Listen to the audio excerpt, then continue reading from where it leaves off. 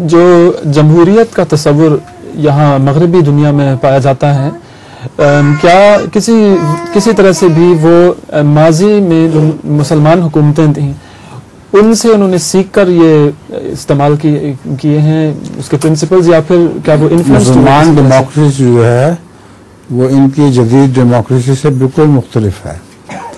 मुसलमान डेमोक्रेसी में party system नहीं है, किसी पार्टी की इजाज़त नहीं है, सब मुश्तरका होकर फैसला करते हैं।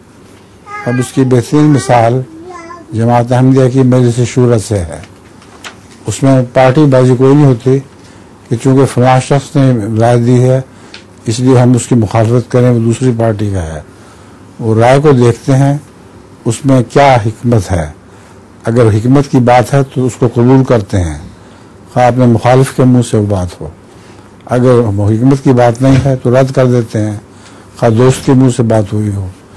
बस ये इस्लामिक डेमोक्रेसी वो नॉन पार्टीजन डेमोक्रेसी है, उसमें किसी पार्टी का कोई तस्वुर नहीं है। यहाँ जो डेमोक्रेसी है वो तो पार्टी बेसिस पे है, इसलिए मुखालफत करेंगे मैं इसलिए कि फलां पार्टी ने ये पेशकश की है, और असल बात खैर मकबूल हो या नामकबूल हो इस बात पर गौर नहीं किया करते।